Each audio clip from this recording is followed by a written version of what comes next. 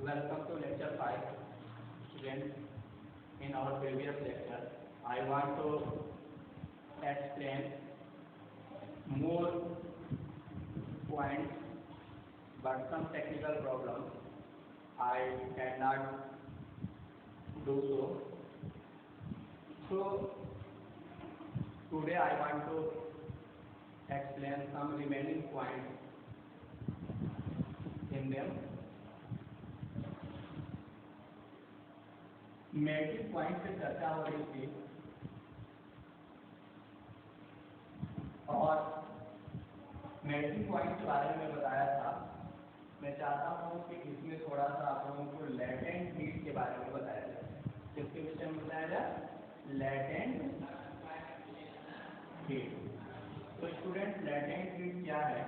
अगर इसके लिए देखा जाए तो आप सबको पता है कि जब आइस को हम लोग हीट देते हैं तो आइस सम टाइम के बाद, कुछ इंटरवल के बाद मेल्ट होना शुरू होता है और वो वाटर में चेंज होता है।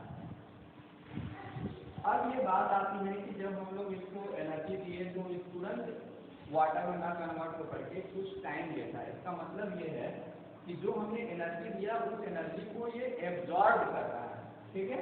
कौन? तो आइस जो एब्जॉर्ब हो रहा है वो एनर्जी मेरा कैसा है? हिडन है। ठीक है? हीट दिया है तो हम लोग कह सकते हैं हिडन हीट है, और इसी हिडन को साइंस की भाषा में लैटेंट कहते हैं। तो हम बोल सकते हैं कि इसको हम लोग क्या बोलेंगे? लैटेंट हीट बोलेंगे। ठीक है? क्योंकि हम सबको पता है कि 0 डिग्री सेल्सियस पे वाटर है और 0 डिग्री सेल्सियस पे क्या है? आइस भी है, और ये पॉसिबल नहीं हो सकता कि दोनों सेम डिग्री पे हो। तो इसलिए इसको कुछ एनर्जी एक्स्ट्रा चाहिए जो हिडन रहता है, जो हमको दिखता नहीं है। टेम्परेचर तो हम लोग 0 डिग्री ही जानते हैं, बट अलग कुछ एक्स्ट्रा एनर्जी हमको देनी पड़ती है। उसी को हम लोग लैटेंट हीट के नाम से पुकारते हैं। ठीक है? तो लैटेंट हीट का डिफिनेशन अगर हम लोग देना चाहें तो क्या दे सकते हैं कि the amount of heat energy that is required to change 1 kilogram of or solid into liquid at its atmospheric pressure at its, ठीक है, at its melting point is called latent heat of fusion। क्या आपने सीखा कि latent heat क्या है? वो भी किसका? मेल्टिंग के लिए, जिसको हम लोग क्या बोलेंगे? फ्यूजन बोलेंगे। Fusion, which we call fusion। ठीक है? तो latent heat of fusion में बताता हूँ the amount of heat energy, ठीक है, that is required to change solid into liquid at atmospheric pressure at its melting point is called latent heat of fusion। ठीक है? कितने ग्राम का? 1 kg को चेंज करने में जितनी एनर्जी चाहिए हमको को, या जितना हीट रिक्वायर्ड हो, उसी को हमको क्या बोलेंगे? Latent heat of fusion. ठीक है? अब मैं क्या कहा कि 0 डिग्री सेल्सियस है, तो यहाँ से बात एक आती है कि हम लोग जब भी टेम्परेचर को डिनोट करते हैं तो टेम्परेचर को मेजर करने के लिए हम लोग के पास 4 यूनिट है। एक तो डिग्री सेल्सियस है, एक केल्विन है, एक फ़ारेनहाइट है और एक न्यूमन है। वैसे ये चारों के बीच also related to each other, but here I do not want to say relation between them. I want to only relate between Celsius and Kelvin। ठीक है? सेल्सियस और केल्विन के बीच रिलेशन बहुत इजी है। अगर कोई 0 डिग्री सेल्सियस है तो उसको हम लोग केल्विन में 273 केल्विन बोलते हैं। ठीक है? इसका मतलब हुआ कि कोई भी अगर टेम्परेचर डिग्री सेल्सियस में है तो उसको केल्विन में कन्वर्ट करने के लिए उसमें 273 ऐड करना पड़ता है। ठीक है स्टूडेंट? इसके बाद हम लोग वाटर के कंडीशन में जानते हैं कि वाटर को जब हम लोग हीट देते हैं तो वो बॉयल होने लगता है। जब बॉयल होता है तो किसी निश्चित टेम्परेचर पे वो बॉयल होता है, जिसको हम लोग बॉइलिंग पॉइंट कहते हैं। क्या बोलेंगे? Boiling point. तो जैसा हमने मेल्टिंग पॉइंट का डिफिनेशन दिया था, द मिनिमम टेम्परेचर एट विच और सॉलिड बिकम या melt to become a liquid is called boiling point of a solid। ठीक है? ठीक वैसे melting point of a solid, ठीक उसी तरह से हम बॉइलिंग पॉइंट का डिफिनेशन देंगे। The minimum temperature at which a liquid changes into vapor is called its boiling point। Okay, तो हम लोग यहाँ वाटर के कंडीशन में देखते हैं। वाटर को जब आप हीट देते हैं तो आप सबको पता है कि वाटर 100 डिग्री सेल्सियस तक हीट अप होता है और उसके बाद थोड़े इंटरवल के बाद ये किसमें चेंज होने लगता है, वेपर में चेंज होने लगता है। ठीक है, जैसे ही 100 डिग्री सेल्सियस पे जब वाटर पहुंचेगा उसके तुरंत बाद वेपर में चेंज होना शुरू नहीं होता है, बल्कि कुछ एक्स्ट्रा एनर्जी लेता है और वो एक्स्ट्रा एनर्जी जब उसको मिल जाता है तब वो चेंज करना शुरू करता है किसमें, वेपर। मतलब अपने स्टेट को चेंज करने के लिए एक्स्ट्रा एनर्जी की जरूरत पड़ती है। कभी भी कोई भी मैटर को, कोई भी स्टेट को किसी दूसरे स्टेट में कन्वर्ट करने के लिए एक्स्ट्रा एनर्जी जो चाहिए, जिस एनर्जी को हम देख नहीं पाते हैं क्योंकि वो टेम्परेचर को इंक्रीज करने में उसको नहीं करता, तो उसको हम लोग लैटेंट हीट बोलते हैं। तो यहाँ भी एक लैटेंट हीट आता है जिसको हम लोग वेपराइजेशन का लैटेंट हीट बोलेंगे, यानी लैटेंट हीट ऑफ वेपराइजेशन,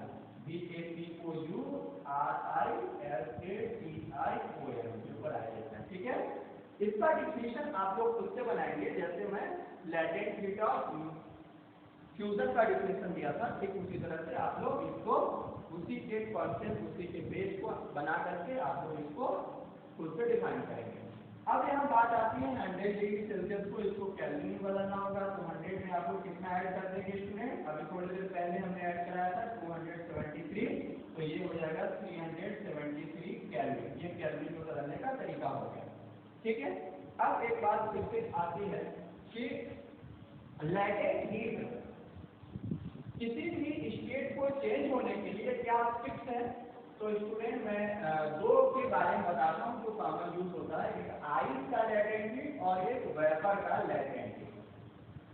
ठीक है, वेपर के लिए हम लोगों को कितना चाहिए, लैटेंट हीट जो होगा, एक्स्ट्रा एनर्जी जो चाहिए, आइस के लिए वो 80 किलो कैलोरी और वेपर के लिए 540 किलो कैलोरी चाहिए। ये एनर्जी हम लोग देते हैं जो स्टेट चेंज होने में यूज होता है। ठीक है, अब स्टूडेंट एक बात हम लोग अब तक सीख पाए कि क्या टेम्परेचर चेंज होने से इस being change of temperature the state of matter change. तो आप आंसर करेंगे एस। ठीक है, कैसे, आइए देखते हैं। Solid,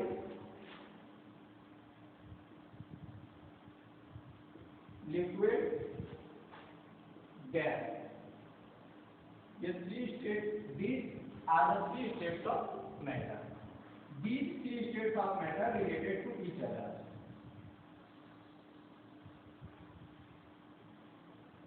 and change into each other also. If we provide heat to the solid, then it change into liquid, and if heat provided to the liquid, then it change into gases, and after cooling gases changes into liquid and liquid changes into solid। ठीक है student, तो ये एक दूसरे में relation. इसके बाद हम लोग एक चीज और इसमें देखेंगे कि कुछ ऐसे हमारे पास मैटर हैं जिनको हम लोग हीट अप जब करते हैं, when we heat up some solid, then we direct change into gaseous state. ठीक है, what is called this process? This process is known as sublimation. What you know, आपने सीखा कि जब किसी सॉलिड को हीट करते हैं तो वो सीधा गैस में बदल जाता है, और जब सीधा गैस में बदल जाएगा इस प्रोसेस का नाम है सब्लिमेशन। ठीक है, इसका एग्जांपल में क्या बताया था स्टूडेंट, कैम्फर। ठीक है, CAMPHO, कैम्फर। और इसको जब हम लोग कूल करते हैं तो ये कूल करने के बाद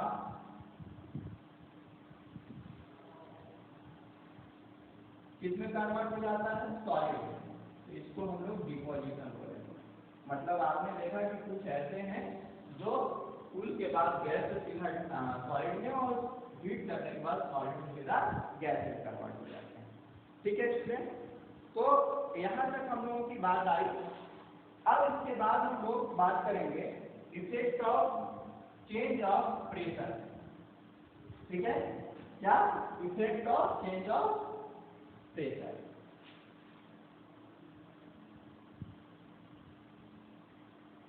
इफेक्ट ऑफ चेंज ऑफ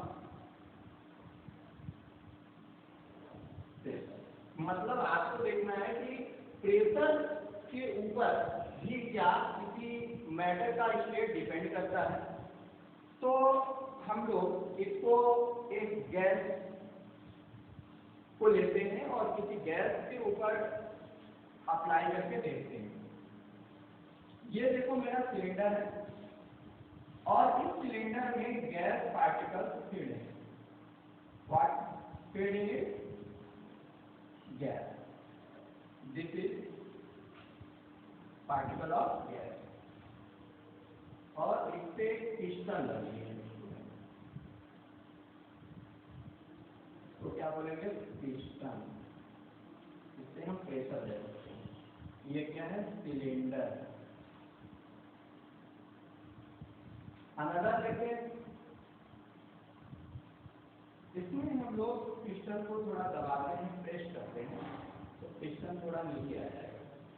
जब नीचे आ जाएगा तो इसके गैस के पार्टिकल पहले के तुलना में compare to before they close to each other. ठीक है, next step, we continue to apply pressure on it, then they will come more close to each other like this। ठीक है स्टूडेंट, तो हम क्या कह सकते हैं कि गैस क्या होता है? तो गैस को ऊपर जब हम लोग प्रेशर अप्लाई करेंगे तो वो अपनी स्टेट को चेंज करता है कि नहीं करता, ये अब देखेंगे। सबसे पहले तो ये देखें कि गैस के ऊपर हम लोगों ने प्रेशर लगाया तो गैस क्लोजली आता है, क्लोजली आता है।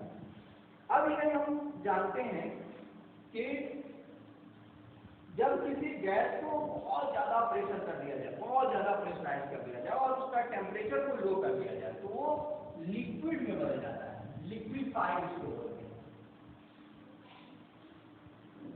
जैसा LPG, ये जब आप देखेंगे सिलेंडर के अंदर गैस जो होता है वो किस फॉर्म में होता है? लिक्विड के फॉर्म में होता है। जब बाहर आता है तो गैस में कन्वर्ट हो जाता है। इसका अगर एग्जांपल के रूप में देखना है तो कभी आप लोग गैस को लीकेज करिए और वहां पे हाथ लगाइए, आप देखेंगे कि आपके हाथ पे वाटर के ड्रॉप, ठीक है, बूंद आपके हाथों में चिपक जाएंगे। इससे ये प्रूव होता है कि जो गैस सिलेंडर के अंदर था वो किस फॉर्म में था? तो वो लिक्विड फॉर्म में था। ठीक है, या जब हम लोग किसी के ऊपर प्रेशर लगाते हैं, बहुत ज्यादा प्रेशर देते हैं, ठीक है, और उसको ठंडा करते हैं तो वो सॉलिड में भी बदल सकता है। जैसे आपने सुना होगा ड्राई आइस के नाम। क्या? Dry ice. ये ड्राई आइस कौन है स्टूडेंट? तो CO2 को ड्राई आइस बोलते हैं। इसको बहुत हाई प्रेशर पे रखा जाए और कूल किया जाए तो गैस जो कार्बन डाइऑक्साइड है वो किसमें कन्वर्ट हो जाता है? वो सॉलिड में कन्वर्ट हो जाता है। और जब इसको हम लोग ये दोनों चीजें जो हमने प्रेशर दिया है और जो बहुत ज्यादा उसको कूल किया है, ये दोनों चीजें हम हटा लेते हैं, रिमूव करते हैं आंतरिक उसके ऊपर से, तो क्या होगा? वो फिर से अपने स्टेट में कन्वर्ट हो जाएगा, यानी वो सीधा गैस में कन्वर्ट हो जाएगा। ठीक है, तो आप देख पाए कि एक किसी भी गैस के ऊपर हम लोग प्रेशर लगाने से उसके स्टेट में कैसे चेंजिंग आती है। वो लिक्विड में भी चेंज हो सकता है और वो सॉलिड में भी चेंज हो सकता है। बाकायदा उनके एग्जाम्पल से भी देख लिया। अब हम लोग एक inversion of 3 states of matter के बीच रिलेशन देखते हैं और उसके प्रोसेस को एक डायग्राम के, ठीक है, हेल्प से सीखते हैं। कितने स्टेट्स ऑफ मैटर है? 3 स्टेट्स ऑफ मैटर है। ट्रायंगुलर शेप में मैं बनाता हूँ। ये हो गया सॉलिड, और इसको हम लिख लेते हैं क्या, लिक्विड और एंड गैस। ओके स्टूडेंट, आप सबको पता है they are related to each other.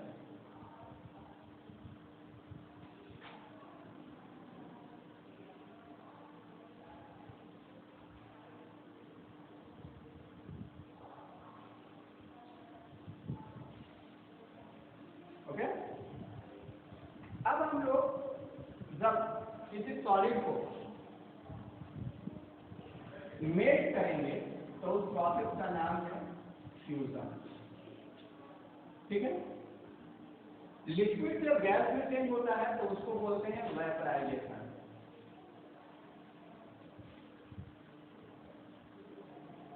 ठीक है, और जब गैस सॉलिड में बदलता है तो इसको हम लोग क्या बोलते हैं, डिपोजिशन।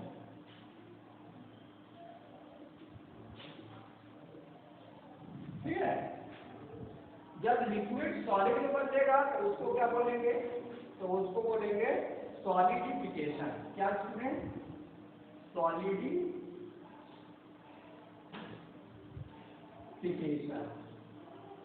और जब लिक्विड गैस में कन्वर्ट होता है तो उसको क्या बोलेंगे, लिक्विड गैस में कन्वर्ट होता है।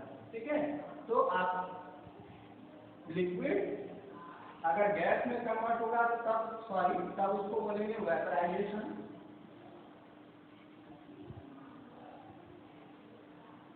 और गैस जब लिक्विड में कन्वर्ट होता है तो उसको बोलते हैं कंडेंसेशन।